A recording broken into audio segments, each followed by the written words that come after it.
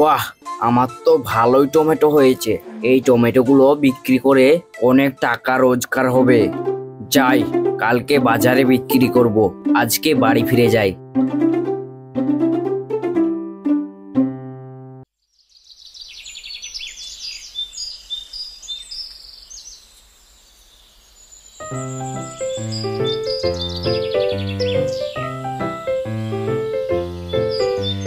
হারানের তো বেশ ভালোই ফসল হয়েছে।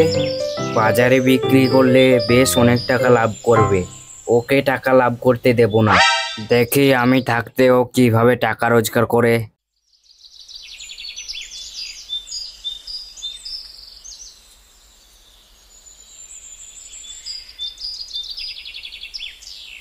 কি রে হরি, কোথায় যাচ্ছিস এত সকাল সকাল?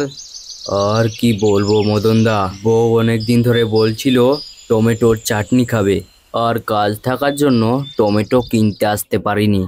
আজ কাজ নেই, তাই টমেটো কিনতে বাজারে যাচ্ছি। ও, তুই টমেটো কিনতে বাজারে যাচ্ছিস কেন? তুই তো আমার ভাইয়ের কাছ থেকে কিনতে পারিস। বাজারে টমেটো 15 টাকা কিলো, আমার ভাই বিক্রি করছে 5 টাকা কিলো। আবার তোকে হেঁটেও যেতে হবে না। তুই এক কাজ কর, তুই আমার ভাইয়ের কাছ থেকেই কিন। কি, 5 টাকা কেজি? তাহলে তো আমি তোর ভাইয়ের কাছ থেকেই টমেটো নেব।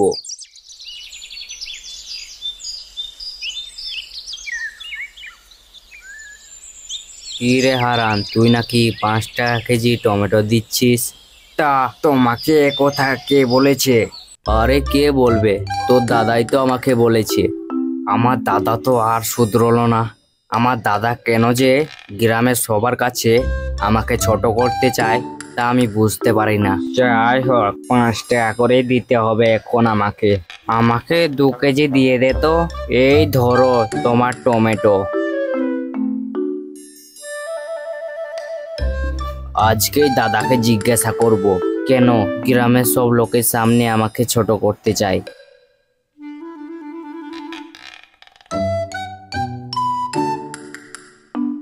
দাদা, তুমি কেন আমাকে সকলের সামনে ছোট করতে চাও? আর তোমার তো টাকাও বেশি। সব দিক থেকে আমার থেকে তুমি অনেক এগিয়ে, তবুও কেন তুমি সকলের সামনে আমাকে ছোট করতে চাও? না ভাই, আমি কেন এরকম করব? যদি তোকে ছোট দেখিয়ে আমার কিছু লাভ হয় তাহলে তো আমি ছোট দেখাতাম। তুই আবার কোথায় কোথায় আমার বাড়ি চলে আসিস। যা, তুই যা তো, আমার বাড়ি থেকে যা এখন। তা তো যাবই, কিন্তু এত অহংকার ভালো নয়। যখন ফেরাউনের অহংকার ভেঙে গিয়েছিল তখন তুমি তো একটা সাধারণ মানুষ। ওকে বিপদে ফেলে আমার খুব মজা লাগে। এখন থেকে সব সময় ওকে আমি বিপদে ফেলাবো।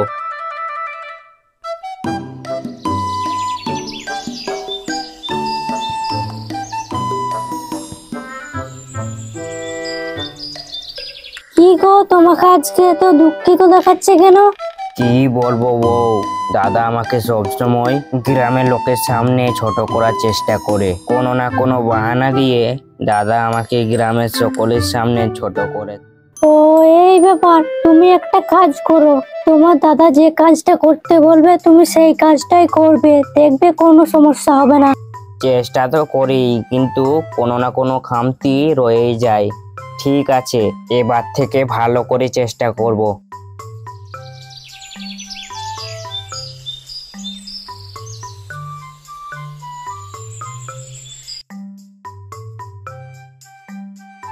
কি রে হারান, আমি শুনছি পুরো গ্রামে তোর দাদা নাকি তোর নামে অপমান করে বেড়াচ্ছে।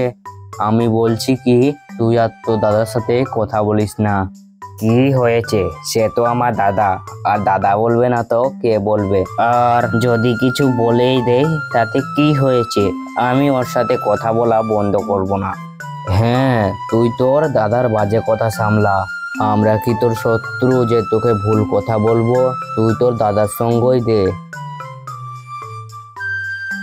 হরি তো ঠিকই বলেছে, কিন্তু প্রত্যেকবার আমি কেন সামলাবো? পরের বার থেকে যে করেই হোক আমি আমাকে অপমান হতে দেব না।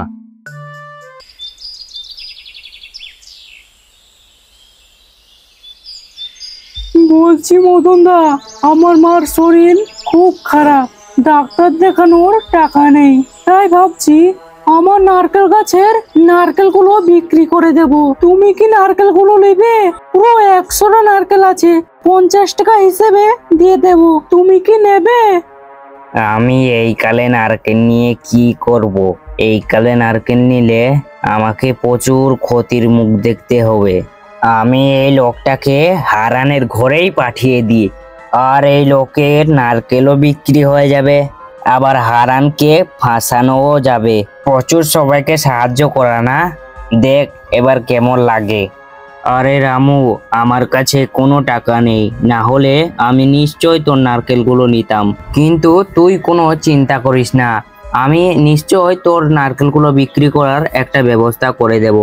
তুই চল, আমার সঙ্গে চল।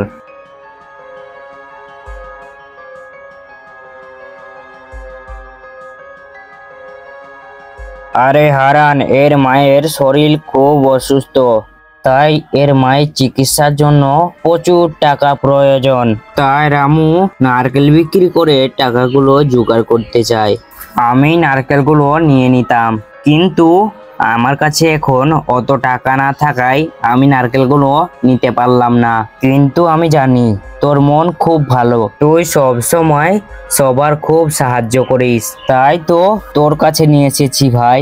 তুই নারকেলগুলো নিয়ে নে, তাহলে নারকেলগুলো বিক্রি করে তোর টাকাও উপার্জন হয়ে যাবে, আবার রামুর মায়ের চিকিৎসাও হয়ে যাবে। হ্যাঁ হারান্দা, মদনদা একদম ঠিক কথা বলেছে। তুমি নারকেলগুলো নিয়ে নাও না, না হলে আমার মার চিকিৎসা হবে না। আর আমার মা ছাড়া তো কেউ নেই। তুমি কি চাও আমার মা মারা যাক? এখন তো নারকেল বেশি বিক্রি হয় না, কিন্তু রামুর মা তো অসুস্থ, চিকিৎসার জন্য টাকাও দরকার, আর নাও বলতে পারবো না। নিয়েই নি, অন্যের উপকার করলে নিজের ভালো হয়। ঠিক আছে রামু, তুই কালকে নারকেল নিয়ে আসবি, আজকে এক্ষুনি আমি তোর টাকা দিয়ে দিচ্ছি। এই নে তোর টাকা, ধর।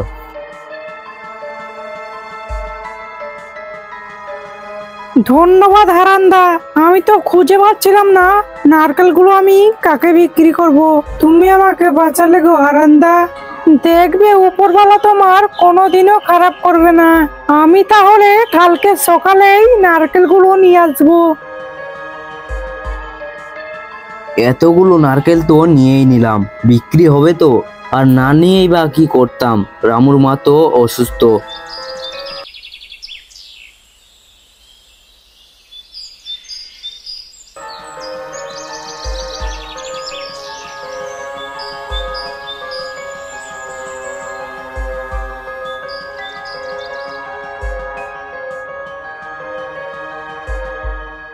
হারান্দা, আমি নারকেলগুলো উঠোনে রেখে দিয়েছি। ঠিক আছে, তোর মাকে ডাক্তার দেখিয়েছিস তো? হ্যাঁ হারান্দা, আমি কালকেই আমার মাকে ডাক্তারবাবুর কাছে নিয়ে গিয়েছিলাম, আর ডাক্তারবাবু বলেছেন কিছুদিনের মধ্যেই মা সুস্থ হয়ে যাবেন। ধন্যবাদ হারান্দা, ধন্যবাদ। সব কিছু হয়েছে একমাত্র তোমার জন্যে। তা তো খুব ভালো কথা, এখন তুই তোর মাকে ভালো করে দেখাশোনা করগা।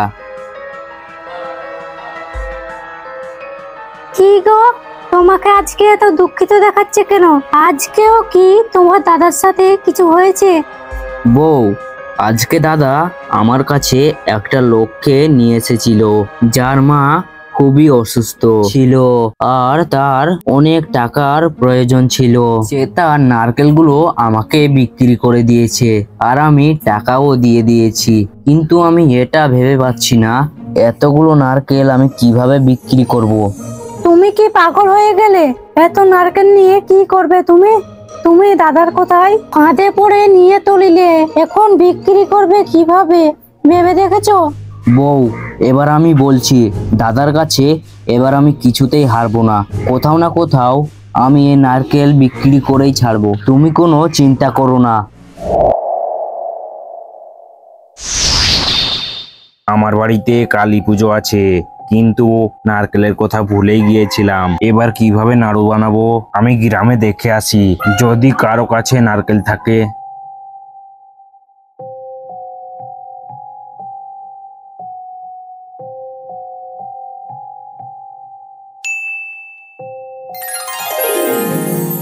এই তো হারানের বাড়ির সামনে অনেকগুলো নারকেল রাখা আছে। এ হারান, বাড়িতে আছিস নাকি?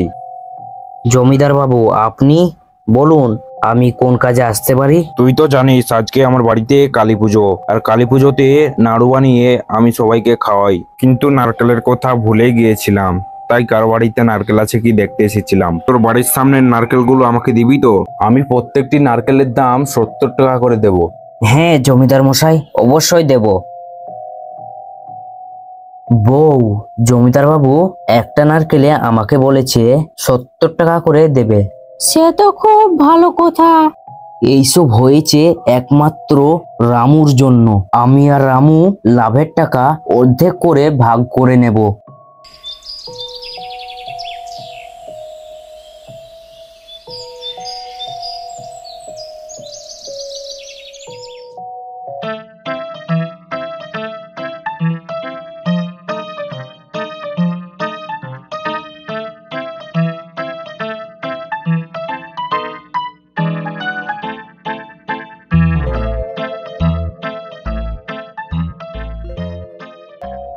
আরে মদন দা, তুমি এখানে?